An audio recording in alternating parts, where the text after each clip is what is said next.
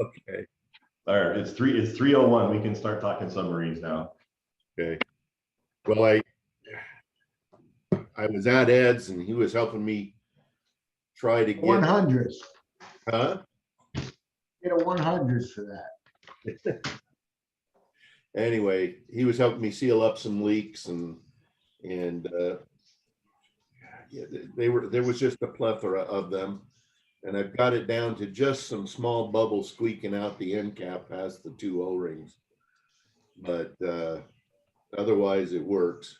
I had to sand down the Lexan tube in order to get it flat enough so it wouldn't leak everywhere, but now it's leaking past the resin cap. I think there's a chip in it. I gotta do some repairs maybe.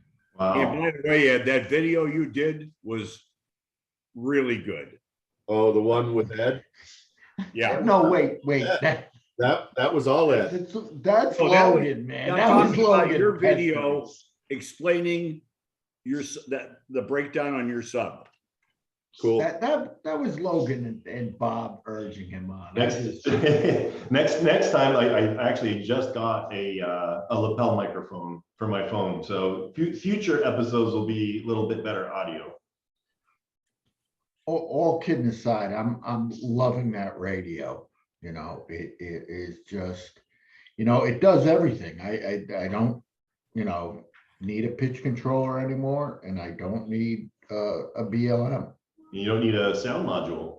And I don't need a, well, that gets annoying, but thank goodness for, you know, volume control. Well, I think over time you'll determine, you know, what's worth having an audible cue and what's not having an audible cue.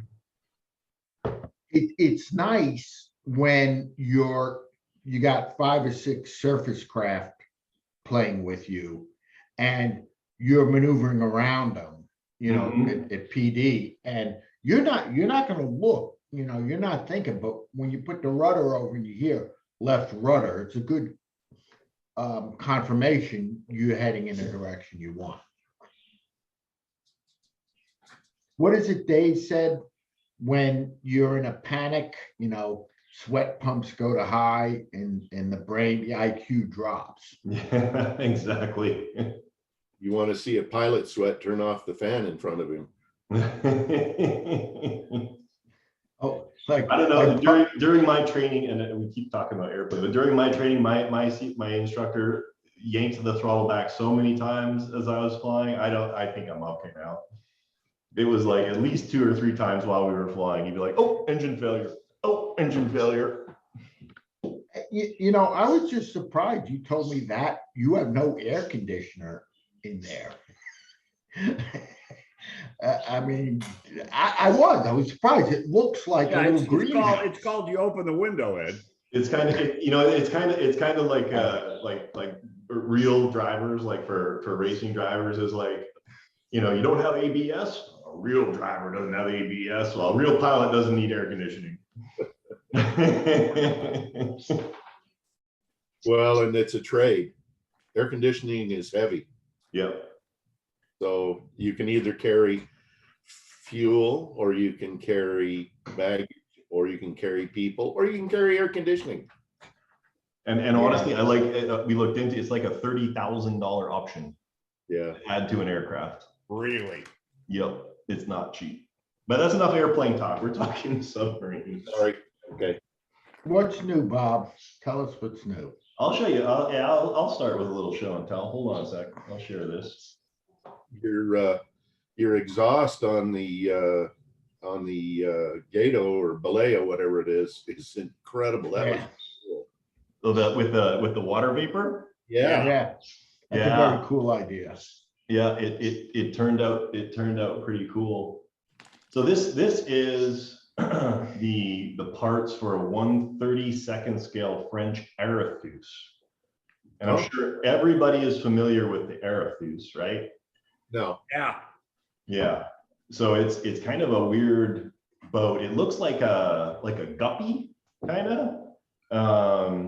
It's got like a super weird prop in the back, but it's got like a Type 209 dive planes where like one side pushes out for up and then the other side pushes out for down. And so it's going to be super interesting to get this working. This is a commission build. So this is all resin printed. This is not filament printed. So it's solid resin. I'm going to assemble it, lay up a sheet of fiberglass inside. And this resin sands so nice. It's going to make for a really, really, really nice surface finish. And it's all epically scribable. So we can do all of the panel lines and safety lines and hatches and all of that stuff. So what are you together with, Bob? What's that? What are you gluing it together? What's your adhesive? So I like the rubber reinforced cyanoacrylate, but really that's going to be like tack just to get the parts in alignment, and then the real, structural adhesion is going to come from a complete layer of epoxy fiberglass throughout the entire interior. Okay. So basically, this becomes, if you think about it, the gel coat and around a fiberglass shell that you're going to put on the inside. Yeah. It'll be like a 3 or 4 millimeter thick gel coat. Yeah. Exactly. Yeah. So think of it like that, which really makes sense. Now, what's the widest beam on this? I mean, what size are we printing here? Probably 9 inches. Wow. What printer are you doing that with? What resin printer? It's the Anycubic Max 3. Okay. Bigger And one more question. What liquid, what resin? The ABS like or the? No, this is the standard Elegoo Okay. black resin. I've tried that ABS like stuff, and honestly, I have not noticed any physical properties that would warrant a shift away from this one. I've done that ABS like stuff. It's just as brittle as other stuff. I found that the same thing. I heard of a new water-based stuff. I hate it. Oh my God, it is so temperamental, so temperamental. Okay. I got like 4 jugs of it thinking this is the best stuff in the universe, and oh no, no. Okay. That answers that question. Yeah. How about Bob? Another technical question regarding the printing. Supports or angle of the print. Do you use a lot of supports? Do you angle the print to get minimum? I found with the resin printer, if you nest the part directly on the print bed, you end up, it smushes. It'll actually like deform the bottom layers a little bit. Yeah. It smushes into the build plate, and that makes all the joints terrible. And so I'll use heavy supports, heavy density, and I'll lift it like a 1/4 inch, and it'll all be supported by the support legs. Yeah, that elephant, I think they call it elephant foot at the base where it punches like that.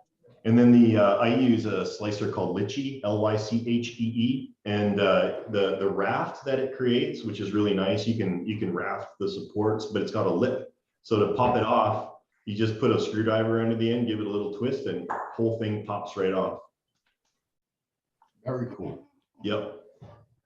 And I guess you're printing that vertically. Yes. Yep. Absolutely.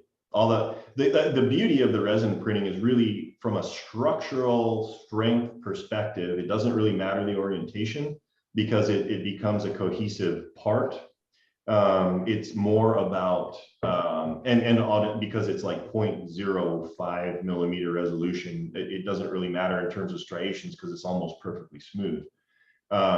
So it's just more about the orientation on the print bed. So typically these printers will have a much larger Z-axis, and so for long, narrow parts, you want to print them, vertically. Okay.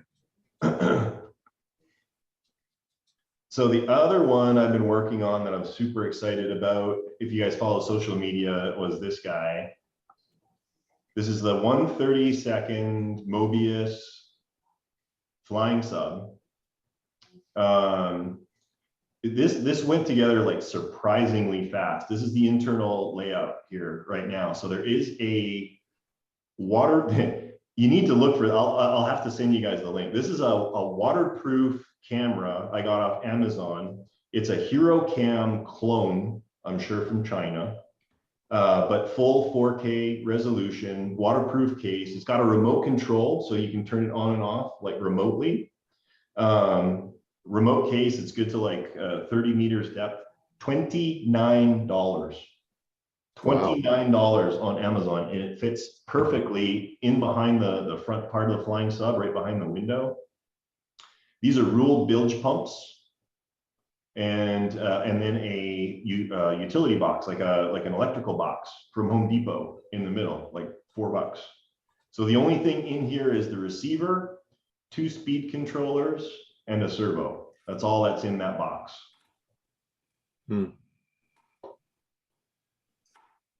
And then the other thing, so this is a view from the front, so you can see the camera poking out the front, looking out the front there. And I've got super high output LEDs. Those are 10 millimeter LEDs in the front there. And then in the back, I've got a flashing LED. Just for fun. That camera's not a for virtual goggles. That's just a recording device. Just recording. Yeah, exactly. This is something Ed and I talked about at our last outing. You know, everybody's got their shorts in a knot. You know, they've got such a hard on for underwater video. But unless you're operating in, you know, like a quarry, like we were at, or a pool, or a spring-fed, you know, pond, you're not going to see anything. Period. End of story. It'll be murky, grainy, little particles floating across, unless you're like 18 inches away from something. But this is actually, because of its size, obviously you can see it there, it's a perfect pool boat. And so you could throw this in your swimming pool and bomb it around. I made this, it looks a lot cleaner now, I painted it, but this whole flotation assembly on the top, this closed cell styrofoam assembly, just lifts off and gives you access to everything underneath. Hey, Bob, couple of questions, quick questions. Yeah. Is the owner bringing that to Cahuta? Do you know? He is in Florida. That'll be, I guess, up to him. I don't know if he's coming or not. Yeah, right. Okay, so you're not sure. And second of all, now that's a Mobius kit conversion, right? Correct. Yep. Plastic model kit. Okay. Is that the hull still available from Mobius? I'm curious. Yeah. I bought 2 the other day. Okay. Final question then. Would you be willing to put that to get the operating components, not necessarily make them all nice, but put them together as a kit and sell that kit to the average Joe? Yeah. If you think about it, right, there's an idea. Here it is. This is what it looks like. A few photos. Here's some parts. Boom, it's a kit. Yeah. So people don't have to go searching. Yeah, well, yeah, exactly. The thing about that is, you know, they get the parts, and then there's going to be the inevitable, I don't understand. Tell me how to do it. And then, you know, you're talking about a full-fledged, you know, 5-part video build series. But yeah, I understand what you're saying. So the one thing so Rick obviously knows this intimately. I was super interested because really the 2 rear jets, they're not offset from each other significantly. I was really concerned that, you know, using just twin engines, twin pumps in this particular case to steer wouldn't give sufficient maneuverability to the boat. But despite that, like this thing, I'd be willing to bet would turn around in basically twice its body length. It's super maneuverable. I'm like really impressed with it. I can't wait to get it in something larger than a 2-foot trim tank. Well, that kind of makes sense, Bob, because it's not like a traditional sub with like a 13-to-1 length to width ratio. Well, this is true. Yeah. You got a fairly short length to width ratio. So that's, you know, you're not trying to move, you know, paddle against all that mass up forward. So does anybody have a more eloquent solution in mind? So here's my, I'm going to stop sharing here so you can see my face, my consternation. So here's the thing. So pumps, these pumps in particular, or any of these style of pumps and centrifugal pumps, they do not work in reverse. It's not like a gear pump, right? Where it's like water squirts out this end, and one, if you put voltage that way, and that end, if you put it the other way, they always kind of move water in the same direction. So if you have a reversible speed controller, for example, full forward squirts water out the back. Full reverse squirts water out the back. So knowing that now, and I'm just using a traditional Viper 10 electronic speed controller, how would you set up your transmitter so that you can go left, right, and then up and down? And I'm not buying a $2,000 Jetty. Go ahead. No. What about, think about this.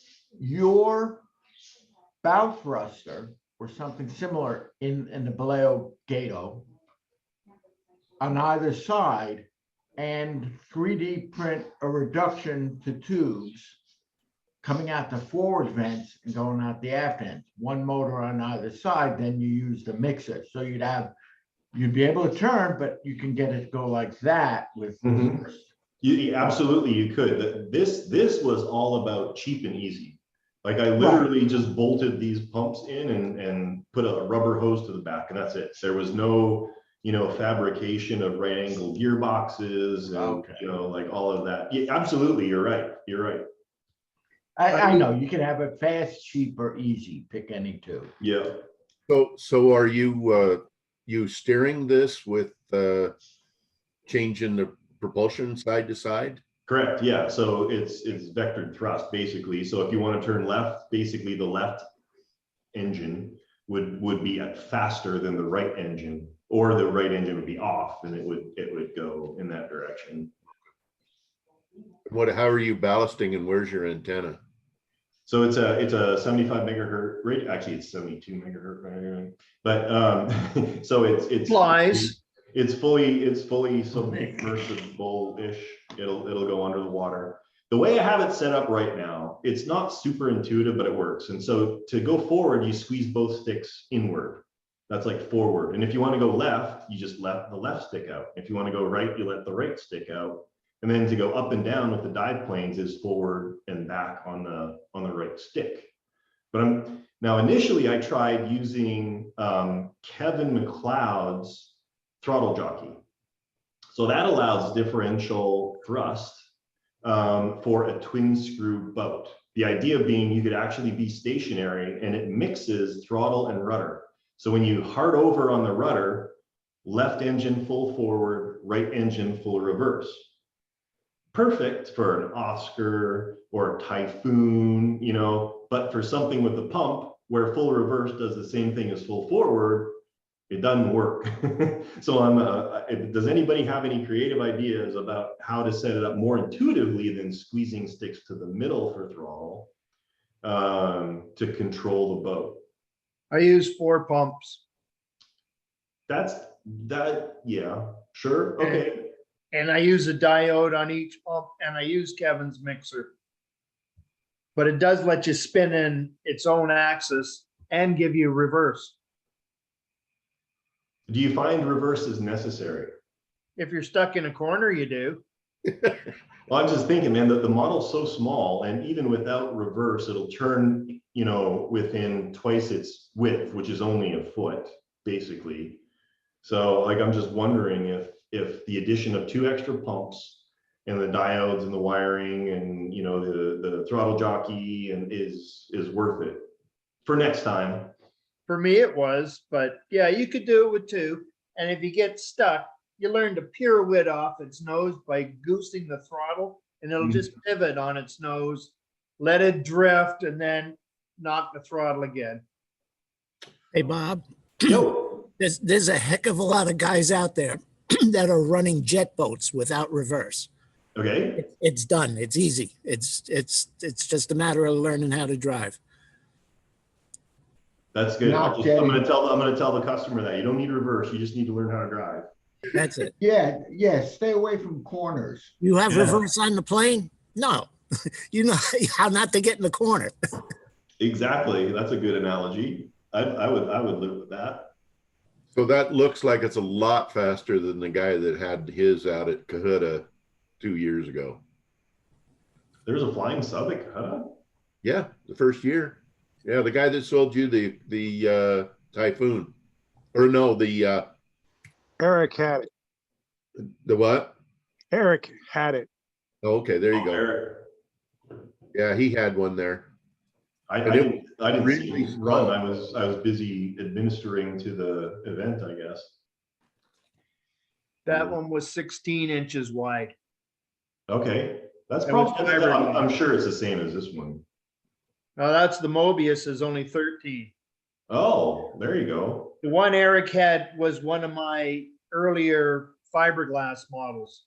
made. Oh, And it went through a few. Jim Henderson had it for a while. And then Eric got it off the estate.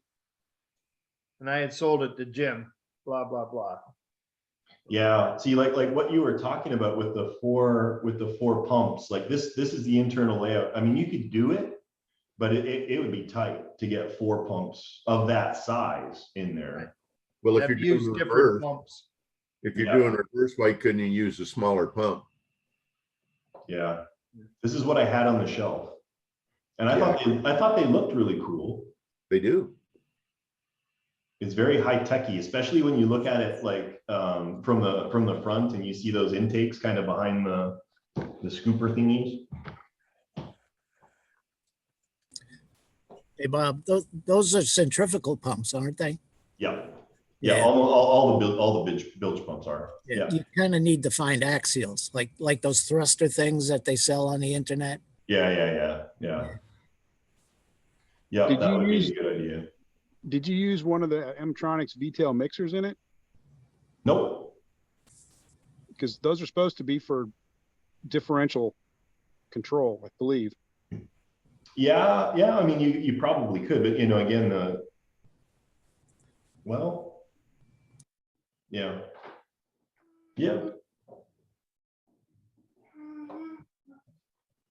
All right.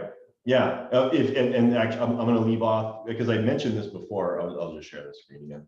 If you guys haven't already seen it, the event that we had at Crystal Lake, the video's up on YouTube. The water was beautiful. It was absolutely gorgeous.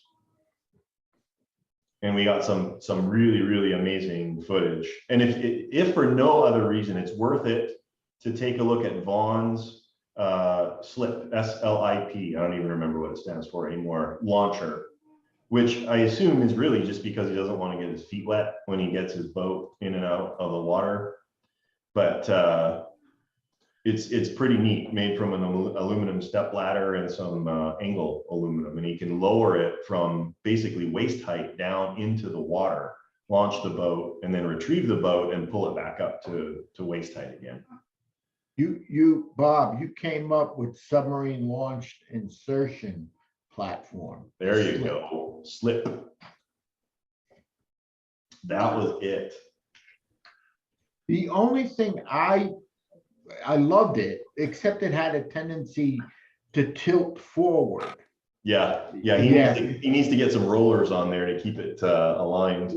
And move the model back a little bit to keep the weight towards the other end. Yep. But we got some really cool, if you're into this kind of stuff, we got some really cool underwater footage and we got some really cool drone footage. So check it out. It's on my channel. And don't forget, selfish plug, Subfest is coming up faster than you would like to believe it is. September 16th or whatever. So if you're contemplating coming, I would highly recommend, transportation, logistics, housing, all of that, get that figured out. It's going to be awesome this year. Awesome. All right. Hey. I think Bob Gato has some show and tell. Right, Uh-oh. Bob? You do, Bob. I saw it behind you. Go ahead, show the class. You're muted, Bob, but show the class. Don't be shy. All right. Is that a new building? You're like in the basement of an unfinished house. Yeah, it's my new condo that took 3 years to build when it was supposed to be one because of COVID. Nice. It's 1,600 square foot basement with 9-foot ceilings. But I think Ed's talking about that. Oh, is that like a tourist sub? You know what? There's a lot of loose parts on here, so I'm going to start. I got to take some things off. The Loose Screw Society. Mm-hmm. There you go. There we go.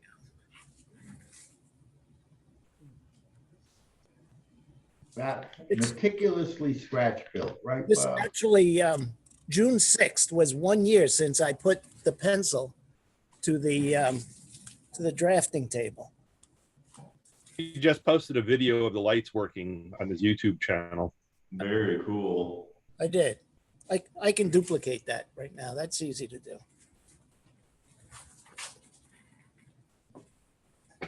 So what, just, I mean, just out of curiosity, it's like an interesting boat. What made you choose a tourist sub? I like different. None of the boats I own are kits. None of them are. There's none of them out there. There's my Navy SEAL boat. As far as I know, it's one of a kind. My 48-foot Egg Harbor, my Broward yacht. Every single thing I own is one of a kind. So nobody's got that. Not yet, anyway. I'm sure. Is he in the group here? No.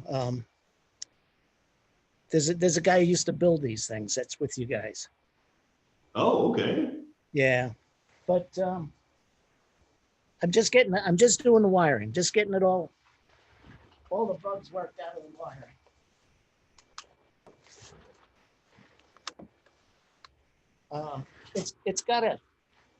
It's got a single prop in the back that it's a thruster, and you've probably seen I have the movable thruster thrust vectors, and they give me pitch, and they give me yaw. I'm a little too far away with this. Is that called the Don't drop it. Atlantis? The Atlantis, yeah. Don't drop it, Bob. It'll probably survive if I do.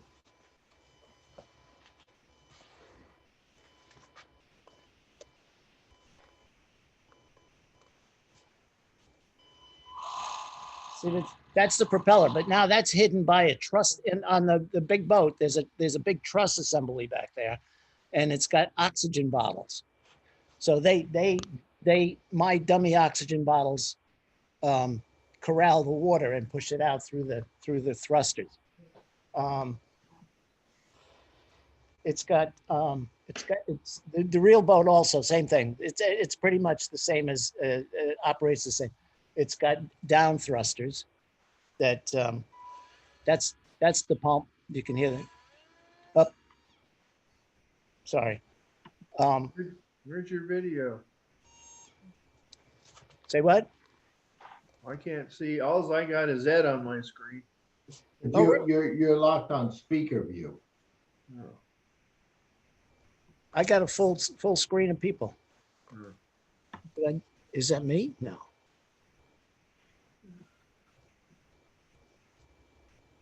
If the viewer goes to speaker view and everybody else mutes, you will go up big. You'll be the only one on you'll be in.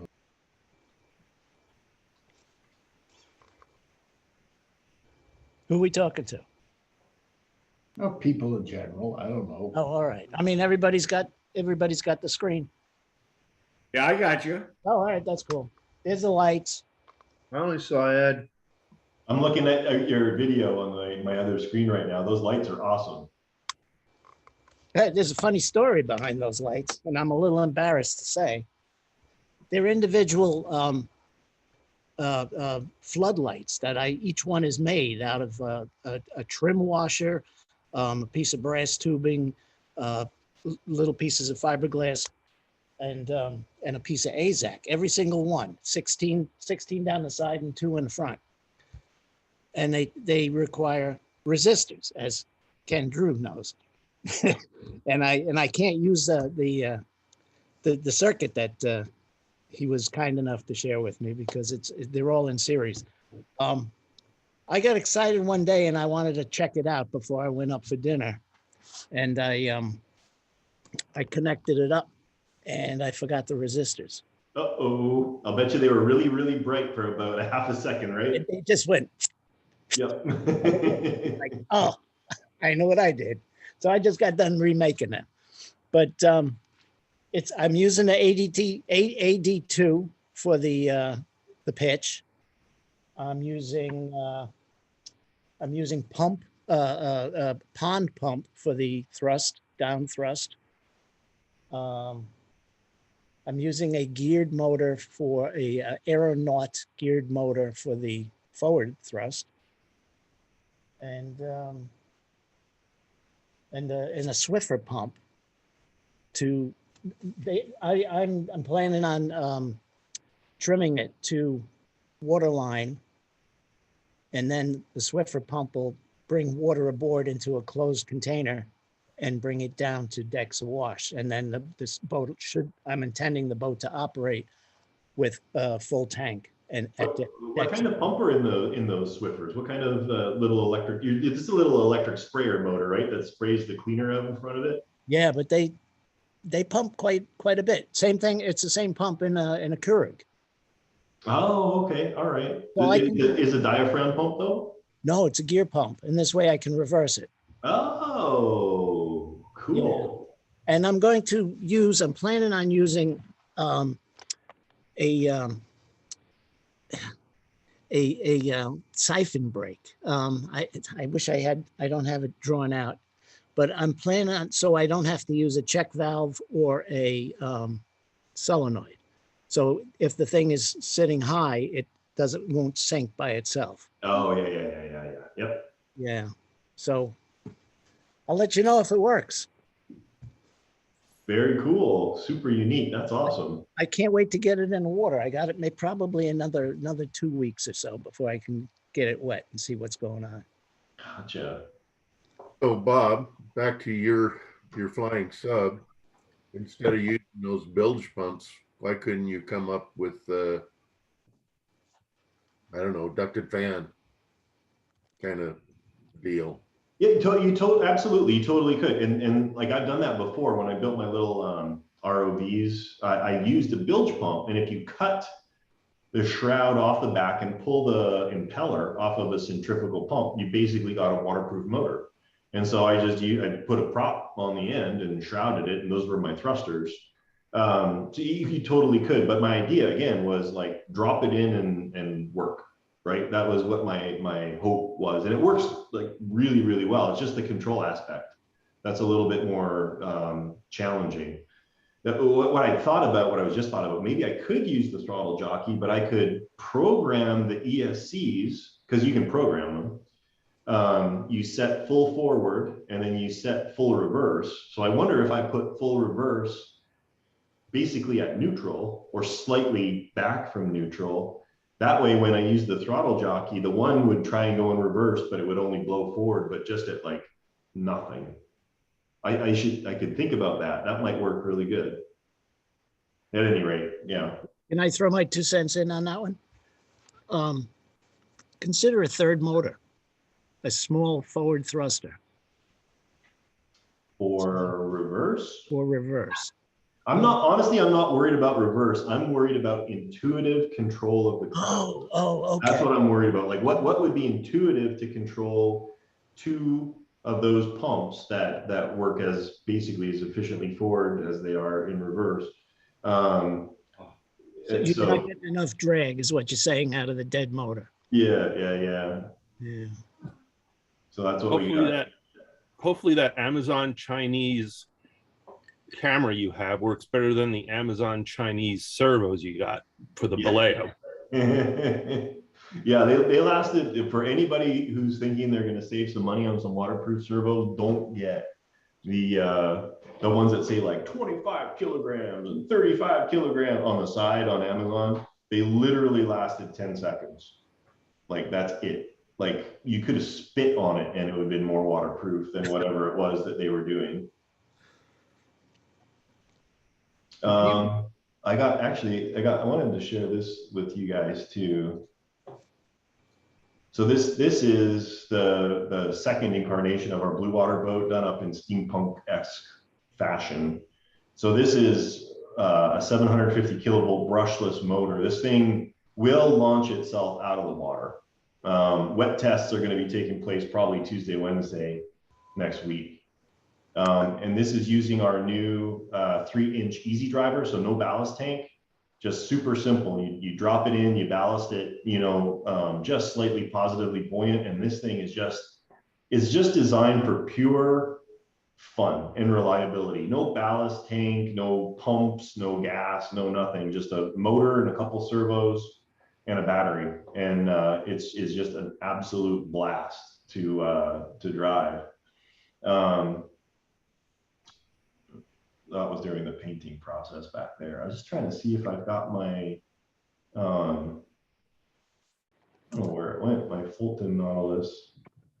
That was back here. I thought I did a,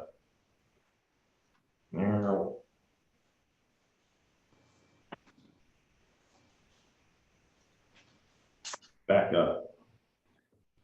So are you guys familiar with the Fulton Nautilus from 1800? Yes. So I did some 3D files for, I don't know what's going on with this, it's all screwed up. Anyhow, you can kind of see it by my elbow crook. Okay, wait, that was the first one. There was one at Groton like 25 years ago. George Pachinko, I think is his name. Crazy Right. Ivan had one with the sail and everything. There we go. So yeah, I mean, obviously you could scale this to whatever you want. And I know Steve's already thinking of like a 5-foot-long version would be really cool. But basically it's like super simple. It's teardrop shaped. This was like 1800, which like totally baffles me. It's a teardrop hull, ballast tanks and everything. But the unique thing about this, up on the top, there was a sail that could be furled and unfurled to provide wind power behind it. So I'm going to do this up. I just want to see if I can make it work using one of our like a truncated easy driver to see if we can make this thing go. It should be super simple. But that was the other thing I wanted to share with you guys, because I thought it was so cool. You plan on making the sail operational? Well, yeah.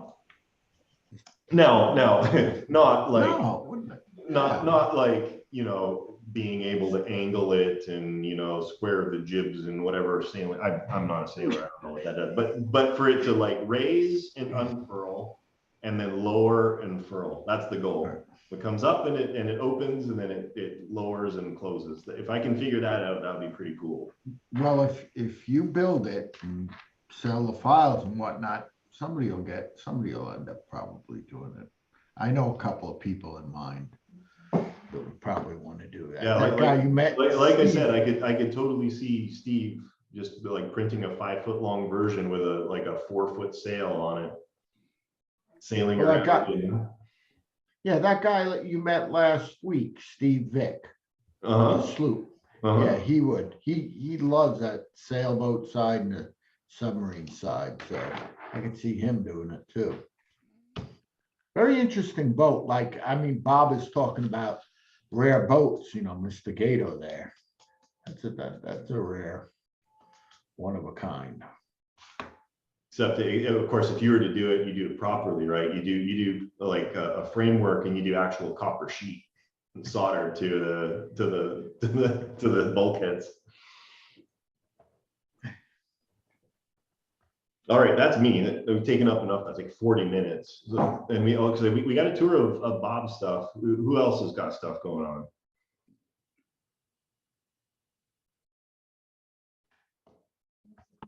Andrew's here. Hey, Andrew, good to see you.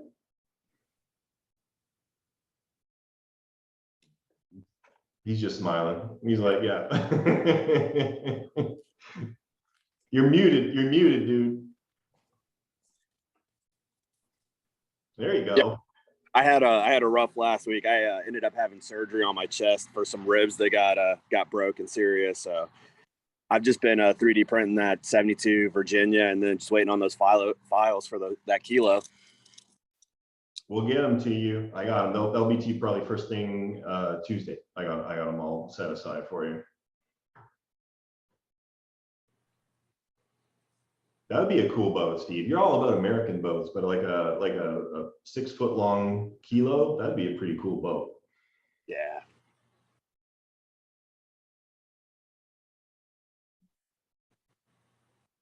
And Maury's working through some issues wiring up his sub driver. I think it's the programming of the BLM. I think that's what. Yeah. Well, thank you for bringing that up to the group, Bob. Mm-hmm. You know, that's something I'd like to deal with you personally. Off camera. Off camera, yes. We've had some successes and then some setbacks, but nevertheless, we keep striving, Bob. What's totally interesting to me, so we took a cue from Dave Merriman's boat. Every cylinder that we produce, we assemble and we test in our test tank. We pressurize it and we check for leaks. We check the operation of the ballast system. We check the operations of the servos. We check the operations of the motors. Everything is certified, written down in our log book. What's super interesting to me, there's been a couple people that are like, oh, you know, like my cylinder is leaking. And I'm like, we checked it. Like, and I just got to think these things must just be like kicked around and punted and rolled and driven over, you know, by UPS and FedEx. That's all I can think of, because every single one of these is tested before it goes out, and any, you know, issues are addressed before we package it up. So just to you know, don't underestimate the power of the shipping company to mess up something that's been carefully put together and tested for proper operation. Well, it's technology, Bob. Yeah. What's the? I still love that saying from Scotty from Star Trek 3. Was it the? How did he phrase it? Ed, go ahead, Ed. Kick in. You know that. That's yours. Yeah, the more when he sabotaged Excelsior, he's like the fancier they make the plumbing, the easier it is to stop up the drain. Yeah. The more you complicate the plumbing, the easier. From one doctor to one surgeon to another. Yeah. The more you complicate the plumbing, the easier it is to stop up the drain. That's I have to put that on like my homepage as a like a quote right in there. Because I still get people, they're like, oh yeah, I've never built an RC anything, but I was really looking for operational, you know, torpedoes and missiles and periscopes and video. And Speaking of complication, where's Mr. Frank Salerno in Supersede You? You know, and honestly, I haven't seen Dave Merriman at one of these in a long time either. Yeah. Is he all right? I've been emailing him back, and in theory, I'll be seeing him next weekend. Frank's probably out on his boat. Yeah. Priorities. Great South Bay. I got a word of caution to people. I bought a used sub driver, and it's an old one for a skipjack, 3.5 inch. Mhm. Checked everything out and everything was working, I thought, till I took it to trim it out in a friend's pool the last weekend, and I let it go down to the bottom of the pool 5 or 6 feet just to test everything out, and came back up, and I had to order a new low pressure blower stuff from Bob. The safety valve in it was stuck, closed. I mean, it won't move. You know, put it in the water, everything looked like it was working, except it didn't. So just a word of caution. Think you got everything checked out? Yep. It happens. No shit. But sometimes these gases that are used, especially in the cheap propels, are corrosive. maybe a shot of oil or so in the canister every so often might stop that from happening. That's Hey. not Propel. No, this is comes off the snorkel head valve to keep water coming in at the head valve leaks. Okay, well, it's, Leaks up and An down. air pump. Dave's SAS system is a semi-aspirated system, so it's all air basically moving through it. you got to keep it lubed. Well, I had another one to put in there, and I had to wait on the parts to get from Bob to put in there. Now it's, it's just a series of things. It's first time I got in the pool, I thought I was okay. Of course, I was out there all day long and blistered my back. So, yeah. So how does this item work, Ernie? What are the moving parts? there's Oh, yeah. I remember that thing now. It Weighted has a little float. float in there, right? it has a slug in it in case you get water in it, it'll float to the top. Right. It won't stop. Well, this one And you will move. And I didn't take it out and shake it. I just put it in water and everything seemed to be working. And except when I got it to the bottom, 5 feet deep in water, the head valve started leaking. As pure as we think that water is that we operate in, there's always a little debris, a little this, a little of that, that'll collect up between those fine little, clearances between that slug and the wall. So that can do it, just the copper patina getting up on it or something, You can take a new one and shake it and fill it in there. Right. It's jammed up in there somehow. Yeah. That's, you gotta, I do what Bob says, fill it. If you could fill it with WD-40 and then try shaking it or something. I don't know. Well, I'll get the other That one. might eat the foam. That might eat the foam core. Can they unscrew it all, or are they siliconed, or are they soldered together? Well, one end is soldered. I'm not sure about the other one. I hadn't. Try. I don't see have if a you vise can- to put it in to try twisting the silicon off, Yeah, but I'll take it down to French body shop. It's got a vise. And yeah. Just put it in a vise and try tapping it apart, because you might be able to take it apart clean. Because I think Dave intended that you might have to, so he only soldered one end and silicone the other. Yeah, I think you're right, because the float is made from wren shape, and so it'll take heat, but I wouldn't want to put a torch on there, Okay. seal it in. So I'm sure one end or the other well, is removable. That makes sense. there is That makes silicon on sense. one end. I just didn't know if it was soldered and silicon. I bought it used, so If you have another one coming, Ernie, in this one, you can, if you mess it up, it's no big deal. So just even for your own knowledge for the future, if you need to service the next one, at least you know what the inside looks like. well, I've taken them apart before. I just don't have a vise here at the house. Got it.